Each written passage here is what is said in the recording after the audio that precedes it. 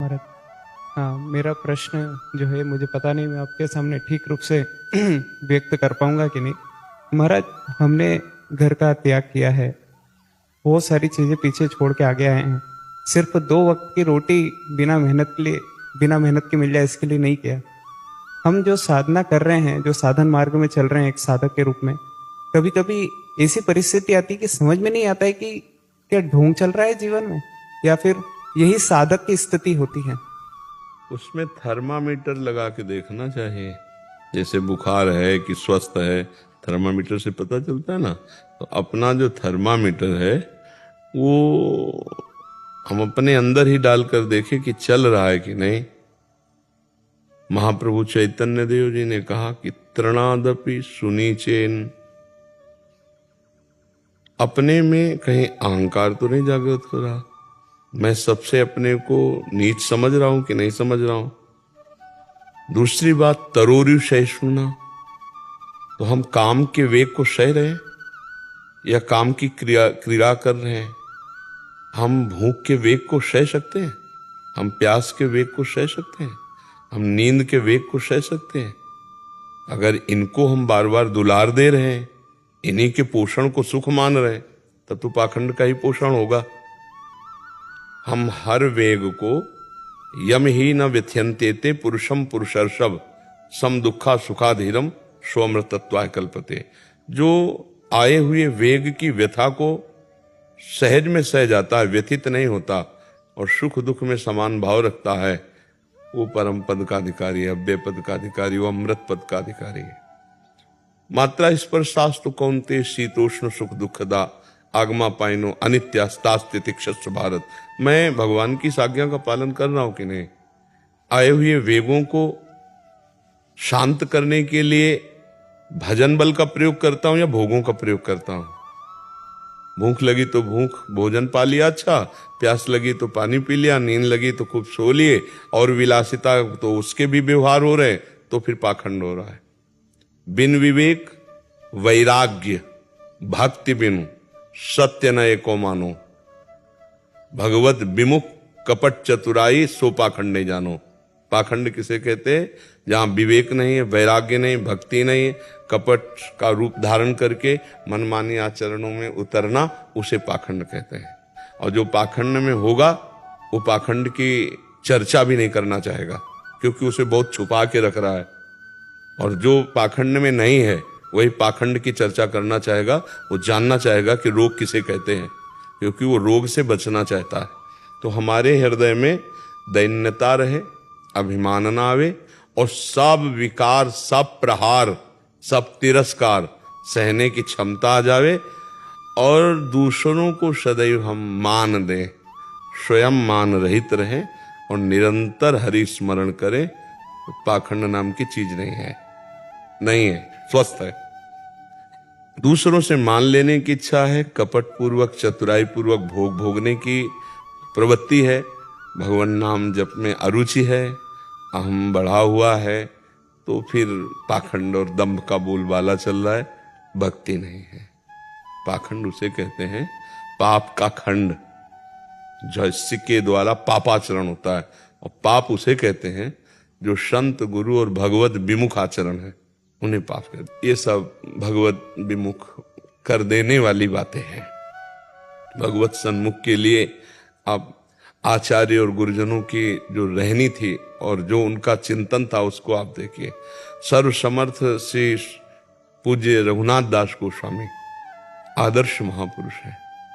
कैसे भजन किया, जगन्नाथपुरी से लेकर राधा कुंड तक। हम महापुरुषों के जीवन चरित्रों में जब अपनी चित्तवृत्ति लगाएंगे, तो जो अगर कहीं आशंका भी होगी पाखंड दंभ की, वो भी नष्ट हो जाएगी। ये तो खुली बात समझ लो कि भगवान के चिंतन के लिए बहुत अच्छे उपासक हो जो आप इस बात को पूछ रहे हैं। भगवान के चिंतन के लिए हमने सब कुछ छोड़ा है। अब हमारा कोई कर्तव्य नहीं, एक ही कर्तव्य है, निरंतर भगवान में स्थित रहना। वो ठाकुर सेवा करके, ग्रंथों का स्वाध्याय करके, संत सेवा करके, नाम कीर्तन करके, वो ये सब हो सकते हैं अभ्यास, लेकिन हमारा लक्ष्य क्या है? निरंतर कृष्णाकार वृत्ति, मुरारी पादार्पित चित्त वृत्ति। अब हम लोग फिर व्यवहार में भूल जाते हैं। ठाकुर जी को भोग लगा, अच्छा अच्छा पदार्थ पाया, भगवत विस्मरण, और फिर जब वेग आएंगे तो भजन है, नहीं तो सह नहीं पाएंगे। फिर वेगों की पूर्ति करनी, और वेगों की पूर्ति हुई तो बस हो गया पाखंड। निवृत्ति का बोर्ड लगाए हैं और प्रवृत्ति के हर आचरण है तो पाखंड नहीं हो गया जी। निवृत्ति मतलब निवृत्ति। आप आचार्यों के, गुरुजनों के पावन चरित्रों को पढ़ करके देखिए, निवृत्ति मतलब निवृत्ति। तो हमारी निवृत्ति परक वेशभूषा है, तो आंतरिक भी निवृत्ति परक ही वृत्ति रहनी चाहिए। हाँ, रोज सुस्वादिष्ट भगवत अर्पित भोजन भी नहीं पाना है, इसीलिए मधुकरी वृत्ति लिखी गई है। कभी वो मिल गया स्वादिष्ट, तो कभी रूखा सूखा, और कभी कभी नहीं भी मिला तो 24 घंटे कुछ नहीं पाया। तो हमारा अभ्यास तो पुष्ट हो रहा है कि हम दुख में भी भजन कर सकते हैं। जैसे भूख से व्याकुल हैं, 2 दिन हो गए, 3 दिन हो गए, हमारा बराबर भजन चल रहा, तो हमारा अभ्यास बहुत पुष्ट हो रहा है। कभी छक के भोजन, कभी भूखे रह करके, कभी थोड़ा पा करके, कभी बहुत सुविधाजनक स्थान पे बैठ के, कभी एकांत निर्जन असुविधाजनक स्थान पे। तो उससे क्या हुआ, भजन हमारा अभ्यास हर जगह पुष्ट हो गया। तो भजन, और भजन ही सार है, हर समय चित्त वृत्ति में श्री कृष्ण बसे रहे, यही निवृत्ति है। अगर इस श्री कृष्ण को भूले तो फिर वो हमारी प्रवृत्ति ले डूबेगी कहीं ना कहीं। श्री कृष्ण भजन छूटा तो प्रवृत्ति ले डालेगी, पक्का ले डालेगी, कहीं फंसा देगी। और फंसने में तो अच्छा लगता है, लेकिन फंसने के बाद जो फांसी लगती है वो अंदर से जलेगा, क्योंकि आप निवृत्ति परख हो, या हाय हाय मच जाएगा, और वो फांसी आपको छोड़ेगी नहीं। जिस फांसी में आपने सुख बुद्धि की, वो फांसी नहीं छोड़ेगी। मतलब जीवन का परिणाम बहुत ही दर्दनाक होता है जो निवृत्ति से दंभ पाखंड करके प्रवृत्ति का भोग करते हैं। इसलिए बिल्कुल वो कोशिश करे भगवान के आश्रय से कि जैसी चदरिया दी वैसी की वैसी रख दी, गंदी नहीं की। नहीं, चदरिया झीनी रे झीनी, जैसी की तैसी दर। ये जीवन अब प्रभु का धरोहर है, अब आप इसे भोग नहीं सकते। प्रभु का धरोहर, बस इसको जिलाइए, इसको रखे रहिए जब तक रख रहे हैं। ऐसे रखना है इसको, जिलाना है इसको, ना इसे तगड़ा करना है खा के, ना इसको सुखाना है, जिलाना है। जितना जैसा दिया वैसे वापस, चदरिया जैसी की तैसी धर दीनी। तो मिताहार, भोग नहीं, पवित्र जीवन, शांत जीवन और अकिंचन जीवन। और जब तक भगवत प्राप्ति न हो जाए तो प्रचार प्रसार के भी चक्कर में न पड़े। अगर सच्चाई की बात समझनी है तो अगर भगवत प्राप्ति नहीं हुई, भगवत प्राप्ति जी धर्म दृष्टि डालें, कृष्ण ही कृष्ण, वासुदेव स्वर्णित, अंदर कृष्णाकार वृत्ति, कोई इच्छा नहीं, वो तो अपने को पता चलता है ना। तब फिर अपने आप प्रचार होने लगेगा आपके चरणों में। जैसे कमल खिलता है तो भंवरे गुंजार करने लगते हैं, ऐसे भक्तजन अपने आप घेर लेंगे।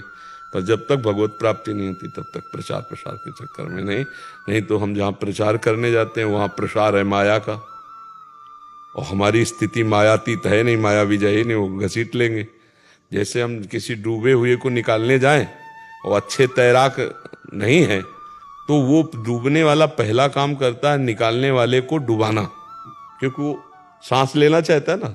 ऐसे ही माया आसक्त जीव, जब आप उनको भगवत चरणारविंद की तरफ ले जाने के लिए प्रेरित करेंगे तो वो आसक्त चित्त आप पर आसक्ति का जादू डालेंगे।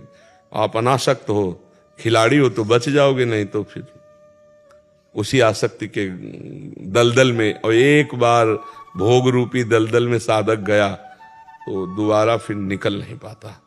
वो होता है भगवान ही कृपा करे तो निकल पाए, नहीं उसकी तृष्णा, भोगे हुए विषय को बार बार भोगने की तृष्णा उसे गिरा देती है।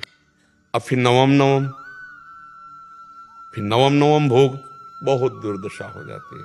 इसलिए भगवान से मनावे और दूरी भागकर ऐसी परिस्थिति में रहे कि जब तक भगवत साक्षात्कार न हो।